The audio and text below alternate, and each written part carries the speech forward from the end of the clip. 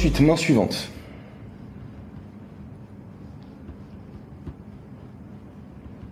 Ok, limp UTG, ça me va. Après, t'es short, hein. T'as pas beaucoup de stack. Mais bon, ça va. Check.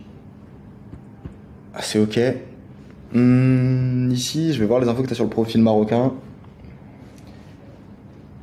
Alors, environ 30 minutes sur les joueurs, dans le coup. Toc. Alessio et un autre reg en coloc avec moi. 45 de PFR pour la table. Très sticky préflop et open très petit. Beaucoup de nouveaux joueurs, ils ont l'air fatigués, pas envie de se battre pour les pots. Ok. En vrai, ici, t'as quand même une over plus flush draw. Jams, enfin raise, c'est pas déconnant parce que en soi, les mecs font trop de fold dans ce spot. Et même s'ils bettent en multi-way, tu vas avoir des folds. Du coup, moi, raise, ça me choque pas. Après, call est très bien aussi. Call est l'option classique.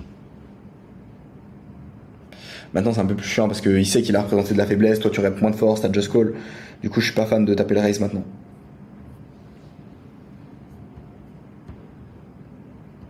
Mais au flop, c'est pas mal. Ok, call. Absolument donc. Absolument donc pour moi. En plus, le roi connecte quand même des DP. Certes, il y a des joueurs qui ont des flushs, mais tu sais jamais ce qu'ils vont faire. En vrai, fiche passif rep pas trop flush au vu de sa line. Marocain, il a quand même bet en multi-way plus bet small, il rep pas non plus flush. Donc ici, on est souvent contre des ranges qu'on domine, faut absolument donc. Maintenant, au niveau du size du donk, fiche passif, sa range, elle est assez chelou. C'est assez chelou ce qu'il rep. En vrai, ta note, genre go max size, tu peux faire les calques, mais c'est jamais mauvais. Parce que les gars vont toujours te faire des calls et genre faut juste jam. Ok. Très bien. Ok, good pour ça. Flop, je préfère clairement raise dans ces spots. En fait, globalement, c'est des spots où je me suis juste rendu compte qu'en fait, c'est ouf à quel point t'as les grosses FE sur des spots où tu penses pas avoir de FE.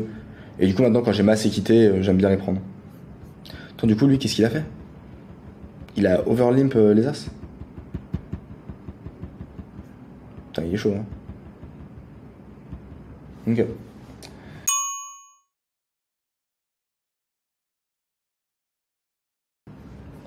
Main suivante.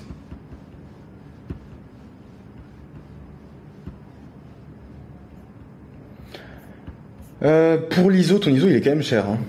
Franchement, sur un fiche passif 30, je suis vraiment pas fan.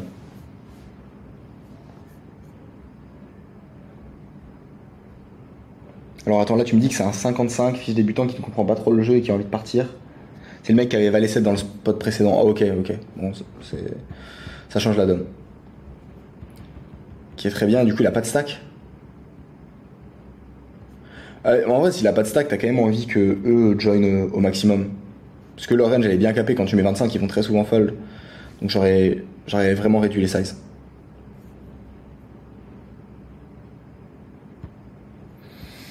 Ici, moi perso, j'ai une préf pour le check. J'ai une préf pour le check parce que lui, il lui reste 15. En vrai, il va quasiment jamais se laisser 15 derrière. Et il va toujours bet, ça fait call et après tu peux raise. Du coup, je préfère le check. Pour ça. Genre, le mec, enfin, il va vraiment, genre, tellement toujours jam. Et ça te permet, lui, en fait, de lui laisser une opportunité de call, toi, pas de rep strong. Peut-être que même lui, des fois, il va raise pour reprendre le spot, tu vas pouvoir le rejam. Donc ça va vraiment trop print. Et putain, ici, quand il jam...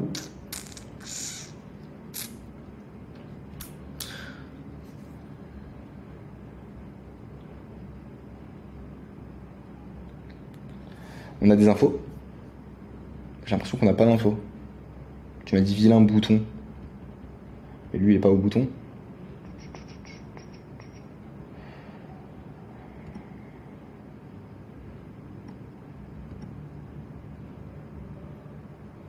Call classique de son show sans problème, je suis pas d'accord. Enfin, faut faire attention au profil. Là, fiche large qui comprend les ranges fortes et qui fait des énormes folds, très expressif. Ok, c'est le même. Bah, franchement, moi, un mec qui fold trip stern, je me dis pas, waouh, genre call tous les jours. Si c'est un mec qui est quand même serré, tight, qui fait pas de grosses dingueries, on est quand même très souvent draw dead. Hein. Je suis pas trop ok pour dire qu'on a un call facile. Là, t'as 2-3 heures de jeu sur le mec. Normalement, tu devrais avoir plus d'informations. En fait, sans info, je call, mais pour moi, selon les informations, on peut avoir des folds très clairs ici. Parce que t'as vraiment des mecs qui vont jam que 2 paires plus et ça va être sick, quoi.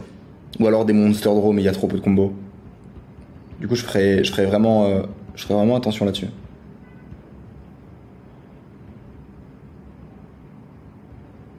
Ouais, perso, même au vu des infos que t'as, je partirais plus sur un fold. Parce que tu me dis, il a une tonne de paires plus draw. Attends, paire plus draw.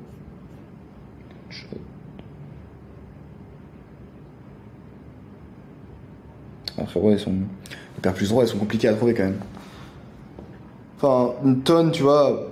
Le problème, c'est que quand il a des bluffs, il va avoir peu de combos, il va avoir masse équité, et quand il est devant, t'es vraiment draw dead.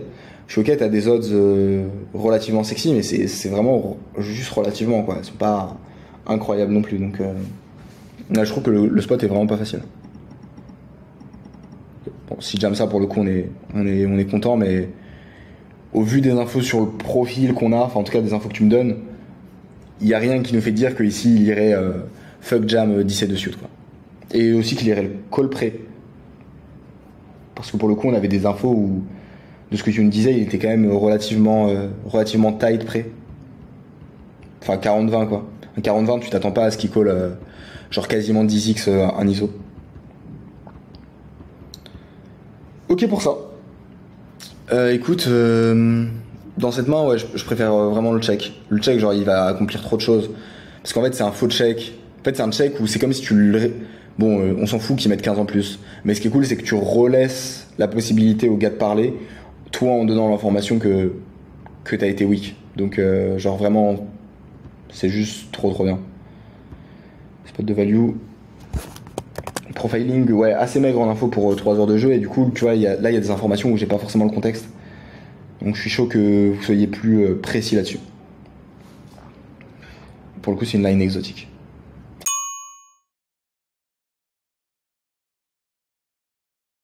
Si tu kiffes ces petites reviews techniques et que tu as envie de développer ton jeu, travailler avec nous et devenir un putain de tueur à gages, c'est très simple, il y a un lien en description, tu cliques dessus, tu remplis un formulaire et tu pourras prendre un appel avec un membre de notre équipe et on verra comment on pourra avancer ensemble pour aller tout péter. Je te laisse checker ça, bonne fin de vidéo. On a As-Valet, Straddle, très bien. Ah, l'ISO, il est small, hein, l'ISO. Bon, franchement, tu peux mettre vraiment beaucoup plus cher. À savoir ici que tu joues juste 30 blindes. Mais ouais, au vu des ranges de limp ici que tu domines trop large, faut vraiment mettre beaucoup plus cher ici. Genre, tu mets un size autour de 100, c'est vraiment pas dérangeant. T'as un Gobrock easy là, t'as un Fold easy là. En vrai, ISO 100 minimum.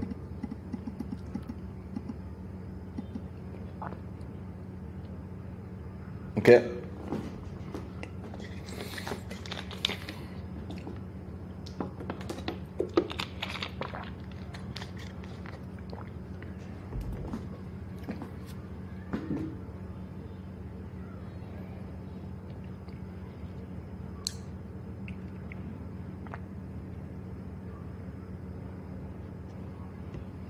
Ah, moi, en vrai, profil a l'air gambler.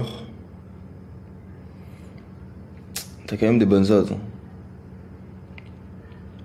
Après, ça dépend aussi de Ali. En fait, pour moi, le main problème, c'est Ali et à quel point sa range de flat, elle est strong, à quel point il va 3-bet merger ou pas, à quel point il est scared money et vu qu'il y a une straddle, il va être moins chaud.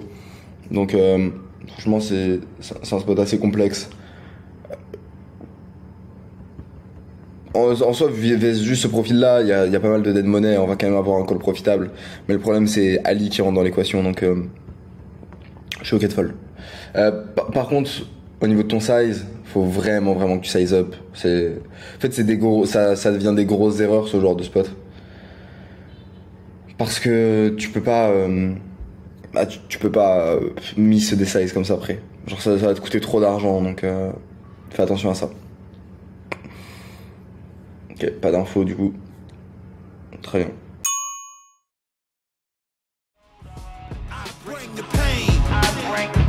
Not what you used to.